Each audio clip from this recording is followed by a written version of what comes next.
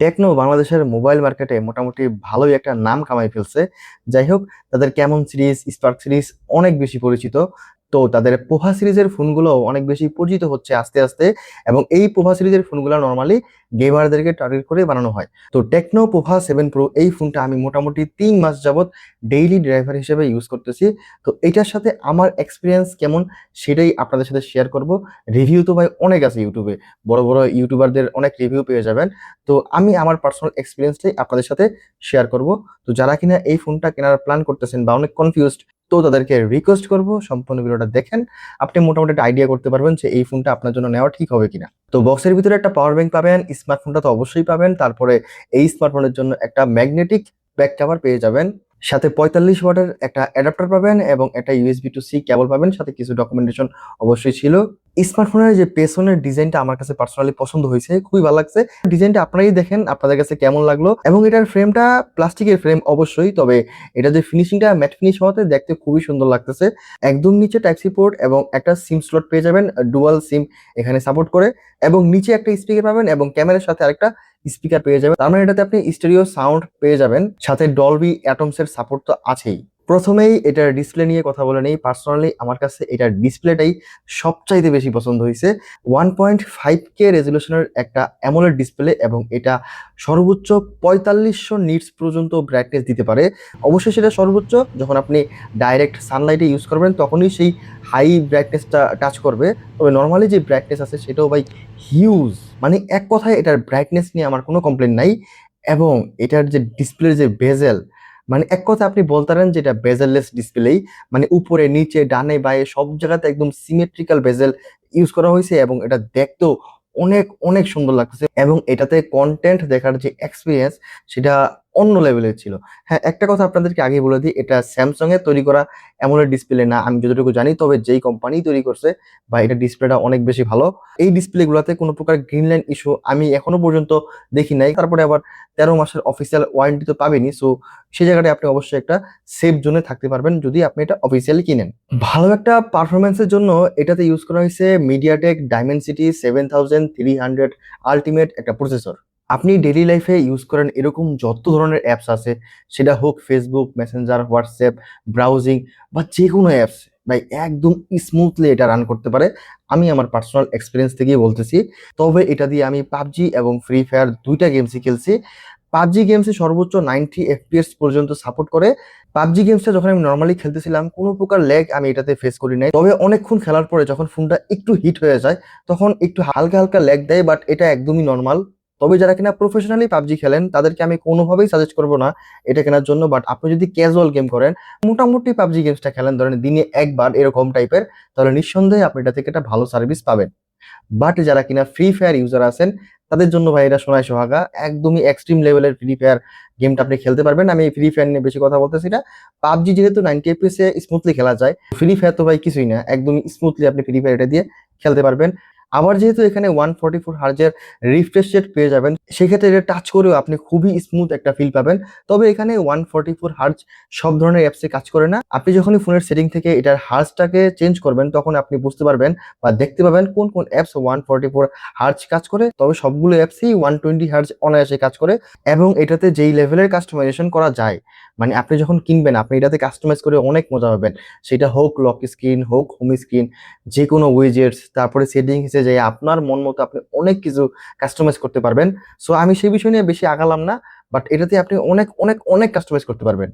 এবং এটাতে free link calling এর সাপোর্টও আছে। মানে যে সকল ফোনগুলোতে টেকনো ফ্রি লিঙ্ক কাজ করে সেই সকল ফোনের মাধ্যমে আপনি এটা দিয়ে ইন্টারনেট কানেকশন ছাড়া, কোনো সিম ছাড়াই কথা বলতে পারবেন। তবে সেখানে ডিস্টেন্সটা অনেক বেশি হওয়া যাবে না। এবং এটার যে স্পিকারের সাউন্ড সেটাও অনেক বেশি ভালো ছিল।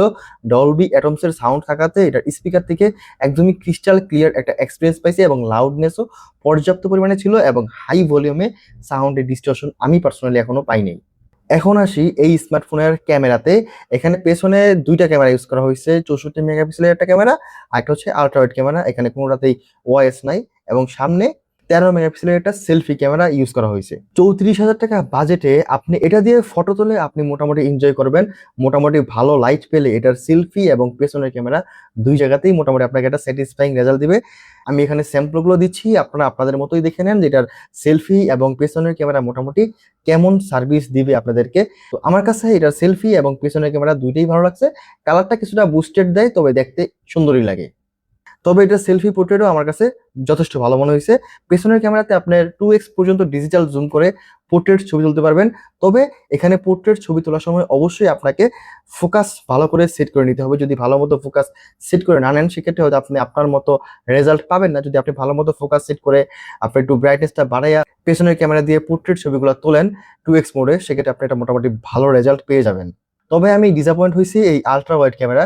তো এটা আলট্রা ওয়াইড ক্যামেরাটা একদমই নর্মাল ছিল, অনেক বেশি ভালো না। ছবিগুলো দেখেন বুঝতে পারবেন ডিটেলের অনেক অনেক ঘাটতি আছে। তবে এটার মেন ক্যামেরার যে ছবিগুলো সেগুলো অনেক অনেক বেশি ভালো ছিল। তো ছবিতে আমি এটাকে মোটামুটি ভালোই বলবো, তবে আরেকটু ভালো হলে হয়তো ভালো হইতো ছবির ক্ষেত্রে। বাট এখন আসি ভিডিওতে। এটার ভিডিওতে আমি কিছুটা ডিসঅ্যাপয়েন্ট হয়েছি। সামনের ক্যামেরাতে আপনি সর্বোচ্চ 4K 30 fps, পেছনের ক্যামেরাতেও সর্বোচ্চ 4K 30 fps। তবে এখানে সামনের ক্যামেরাতে সর্বোচ্চ 1080p 60 fps ও পেয়ে যাবেন। বাট পেছনের ক্যামেরাতে 1080p 60 fps কাজ করে না। সেখানে আপনার সর্বোচ্চ 49 fps মানে 49 fps এ সর্বোচ্চ ভিডিও রেকর্ড করতে পারবেন। তবে অবশ্যই 30 fps এর থেকে 49 fps এর ভিডিও যথেষ্ট ভালো আসে। আমার কাছে 30 fps এর ভিডিও তেমন একটা পছন্দ না। তবে এটাতে ওয়াইএস না থাকাতে পেছনের ক্যামেরাতে ভিডিও করে আপনি ওই লেভেলের মজাটা পাবেন না, যে লেভেলের মজাটা আপনি টেকনো ক্যামন সিরিজে পাবেন। মানে এক কথায় যদি আপনার ক্যামেরা অনেক বেশি প্রয়োজন হয়, আপনি যদি মোটামুটি ডেইলি ইউজের যে অ্যাপসগুলো সেগুলো ইউজ করেন, আপনি অনেক হাই রেঞ্জের কোনো অ্যাপস অথবা হাই গ্রাফিক্সের কোনো অ্যাপস আপনি ইউজ করেন না, পাবজি, ফ্রি ফায়ার বা ক্যাপকাটের মতো ভিডিও এডিটিং এর অ্যাপসগুলো ইউজ করেন না, সেক্ষেত্রে আপনি ওই ক্যামন সিরিজের ফোনগুলোর দিকে যাইতে পারেন। সেগুলোর ক্যামেরা কিন্তু এটার থেকে যথেষ্ট ভালো পাবেন। অনেক বেশি না, তবে এটা থেকে ভালো অবশ্যই পেয়ে যাবেন। তবে এখানেও টেকনো ক্যামন সিরিজের ফোনগুলোর দাম বর্তমানে ভাই অনেক বেশি। এত দাম দিয়ে ভাই ওই G200 G100 ফোন মানে আমার কোনোভাবেই এটা মানে জাস্টিফাইড না। শুধু ক্যামেরাটাই ভালো, এছাড়া আপনি সবকিছুতেই ডিসঅ্যাপয়েন্টেড হবেন। এত দাম দিয়ে একটা ফোন কিনে যদি আপনি ভালো একটা প্রসেসরই না পান, কিছু বলার নাই আসলে। তো দামটা যদি মাথায় রাখি তাহলে এটার পিছনের ক্যামেরা এবং সামনের ক্যামেরা দুই জায়গারই ছবি মোটামুটি ভালোই ছিল, আমার কাছে পছন্দ হয়েছে।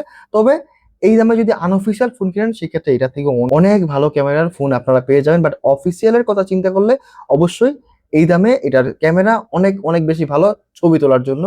তবে আপনার যদি ভিডিওটা অনেক বেশি ইম্পর্টেন্ট হয়ে থাকে সেক্ষেত্রে আপনি অবশ্যই ভালো রেজাল্ট পাবেন। আমি বলবো না একদমই খারাপ ভিডিও করে, বাট আপনাকে অবশ্যই হাতটাকে একদম স্টেডি রাইট ভিডিও করতে হবে। সেক্ষেত্রে আপনি এটা থেকে মোটামুটি ভিডিওতেও অনেক ভালো রেজাল্ট পাবেন। তবে এই বাজেটে ওয়াইএসটা থাকলে ভিডিওটা আরেকটু ভালো হতো। আপনি আউটডোর যদি একটা ভালো লাইটিং কন্ডিশন এটা দিয়ে ভিডিও করেন, আপনাকে কোনোভাবে এটার ভিডিও ডিসঅ্যাপয়েন্ট করবে না। যদি অফিসিয়াল ফোনের কথা চিন্তা করেন তাহলে এই প্রাইস ব্র্যাকেটে অবশ্যই এটার ক্যামেরা আমার কাছে পছন্দ হয়েছে। তো কিছু কিছু ফ্লো তো অবশ্যই আছে, তাও আমার কাছে এটার ক্যামেরা পছন্দ হয়েছে। ও বাই দা ওয়ে, এটা কিন্তু একটা 5G ফোন। তো আপনার এরিয়াতে যদি 5G থাকে তাহলে আপনি এটা দিয়ে 5G এক্সপিরিয়েন্স করতে পারবেন। যদি না থাকে তাহলে ওয়েট করেন, বাংলাদেশে 5G খুব শীঘ্রই চলে আসবে। এবং এটাতে টেকনো এআই এর সাপোর্ট আছে। এটাতে আপনি আইফোনের মতো ক্যামেরাতে একটা ডাইনামিক আইল্যান্ড পেয়ে যাবেন, স্যামসাং এর মতো সার্কেল টু সার্চ এটাতে পেয়ে যাবেন। এআই এর এই জায়গাটাতে টেকনো মোটামুটি ভালোই কাজ করছে। আমি এটার এআই এর যে ফিচারগুলো আমি রেগুলার ইউজ করতেছি, যেমন সার্কেল টু সার্চ যেটা, এটা আমি প্রতিদিন মানে কনস্ট্যান্টলি এটা ইউজ করতেই আছি আমি। 6000 mAh এর ব্যাটারি এটাতে ইউজ করা হয়েছে। এটার ব্যাটারি ব্যাকআপ ভাই একদমই জুস লেভেলের ছিল। পার্সোনালি আমি এটার ব্যাটারি মোটামুটি সকালে চার্জ দিয়ে বের হলে সারাদিন আমি হেভি ইউজ করি, ফোন কিন্তু প্রচুর ইউজ করি। যদি আমি কোনো গেমস টেমস খেলে না, বাট আমি হেভি ইউজ করি ফুল ব্রাইটনেসে এবং লাইট মোডে, আমার ডার্ক মোড পছন্দ না। সারাদিন ইউজ করার পরেও এটাতে চার্জ থাইকা যায়। অনেক হেভি ইউজ করি সারাদিন আমি, তারপরেও এটার ব্যাটারি ব্যাকআপ যথেষ্ট ভালো। এবং এটার সাথে একটা 5000 mAh এর পাওয়ার ব্যাংক তো দেওয়া হয়েছেই। সো ওই পাওয়ার ব্যাংকটা ইউজ করার জন্য অবশ্যই এটার ব্যাক কভারটাও ইউজ করতে হবে। এবং এটার পাওয়ার ব্যাংকের চার্জিং স্পিডও যথেষ্ট ভালো ছিল। সর্বোচ্চ 15 ওয়াট পর্যন্ত পাওয়ার ব্যাংকটা চার্জ স্পিড দিতে পারে। তবে এটা সর্বোচ্চ 30 ওয়াট পর্যন্ত ওয়্যারলেস চার্জিং স্পিড নিতে পারে। এবং এটা সর্বোচ্চ 45 ওয়াট পর্যন্ত চার্জিং স্পিড নিতে পারে যদি আপনি কেবল দিয়ে এটাকে চার্জ দেন। সবশেষে কথা হচ্ছে, আপনি যদি পাওয়ার ব্যাংকটা ক্যারি করেন তাহলে সব মিললে আপনি 6000 প্লাস 5000 টোটাল 11000 এমএএইচ এর একটা ব্যাটারি নিয়ে ঘুরতেছেন এরকমটাই মনে হবে। এবং এটাতে আপনি IP64 এর রেটিং পেয়ে যাবেন। তার মানে সামান্য বৃষ্টির ছিটে ফোঁটা যদি এটা ভিজে তাহলে কোনো সমস্যা হবে না, বা হাত থেকে পানিতে পড়ে গেলে আপনি যে উঠাইয়া মুছে ফেলেন তাতেও আসলে সমস্যা হওয়ার কথা না। তবে IP রেটিং দেওয়ার পরও যদি ওয়াটার ড্যামেজ হয় ফোন, সেক্ষেত্রে কিন্তু কোম্পানি আপনাকে ওয়ারেন্টি দিবে না। শুধু এই কোম্পানি না, কোনো কোম্পানি আসলে দেয় না। যাই হোক, তবে সামান্য বৃষ্টি ছিটে পড়ে আপনার ফোনটা সেফ থাকবে, এতটুকু মোটামুটি শিওর থাকতে পারেন। এখন এই স্মার্টফোন সম্পর্কে আমার সর্বশেষ অপিনিয়ন এটাই থাকবে, যদি আপনি আনঅফিসিয়াল ফোন কিনতে যান সেক্ষেত্রে বা এটার থেকে ভালো ফোন অনেক আছে এই প্রাইস ব্র্যাকেটে। তো এখানে যেহেতু আমি অফিসিয়াল ফোন নিয়ে কথা বলতেছি, সো অফিসিয়ালের সাথে কম্পেয়ার করাটা আসলে জাস্টিফাইড হবে। তো যদি অফিসিয়ালের সাথে কম্পেয়ার করি তাহলে অবশ্যই এটা কিন্তু অনেক কিছু আপনাকে অফার করতেছে ভালো ভালো। যাই হোক, তবে আমার কাছে পার্সোনালি এটার দামটা একটু বেশি মনে হয়েছে। অন্যান্য ব্র্যান্ড তো ভাই আরো দাম বেশি, সেটা ওপ্পো, শাওমি, সেগুলোর দাম তো আরো বেশি। তারপরেও আমি বলবো, যেহেতু টেকনো ব্র্যান্ডের ফোন, তাদের কাছ থেকে আমরা কম দামে একটু ভালো জিনিস এক্সপেক্ট করি। তো সেই ক্ষেত্রে এটাতে যদি ক্যামেরাতে ওয়াইএসটা দেওয়া হইতো তাহলে ভাই একদমই জোস লেভেলের একটা জিনিস পাইতাম আমরা। যাই হোক, ক্যামেরাতে ওয়াইএস নাই, প্লাস পিছনের ক্যামেরাতে 60 এফপিএসটা কাজ করে না, 49 এফপিএসটা কাজ করে, যদিও সামনের ক্যামেরাতে 60 এফপিএসটা কাজ করে। তো যারা কিনা সেলফি ভিডিওতে ব্লগ টলগ করেন সেক্ষেত্রে এটা থেকে ভালো একটা ভিডিও এক্সপিরিয়েন্স করতে পারবেন। তবে পিছনের ক্যামেরা দিয়ে আপনি হয়তো কিছুটা কিছুটা ডিসঅ্যাপয়েন্ট হবেন, ওইরকম না। যদি ভালো লাইট পায় সেক্ষেত্রে আপনি ওটা ফিল করতে পারবেন না, 49 60 এফপিএস, 49 এফপিএস আপনি এতটা ফিল করতে পারবেন না। বাট এটার প্রাইসটা যদি মনে করেন যে 31-32 হাজার টাকার ভিতরে হইতো তাহলে এটা একদমই বেস্ট একটা ডিল হইতো, আমি বলতে পারতাম। তারপর আমি বলবো, বর্তমানে অফিসিয়াল ফোনের দাম যেভাবে বাড়তেছে, তো সেই দিকে চিন্তা করলে আসলে এই প্রাইসটা আসলে জাস্টিফাইডই বলা যায়। তো আপনারা আপনাদের মতো বুঝে নেন, আপনাদের প্রয়োজনটা আপনি আপনার মতো বুঝে তারপরেই প্রোডাক্টটা পারচেজ করেন। আমি আমার এক্সপিরিয়েন্সটা শেয়ার করলাম, বাট এখন ডিসিশন নেওয়ার দায়িত্ব আপনার। তো আজকের ভিডিওটা এই পর্যন্ত। যদি ভিডিওটা ভালো লাগে তাহলে অবশ্যই লাইক, শেয়ার, কমেন্টস এবং সাবস্ক্রাইব করে দিবেন। এই স্মার্টফোন সম্পর্কে আপনার মনে যদি কোনো কোশ্চেন থাকে, যে কোনো ধরনের কোশ্চেন থাকে, তাহলে অবশ্যই সেটা কমেন্টস করবেন। তো খুব শীঘ্রই নিয়ে আসবো নতুন কোনো ভিডিও নিয়ে। সে পর্যন্ত ভালো থাকুন, সুস্থ থাকুন। আসসালামু আলাইকুম, আল্লাহ হাফেজ।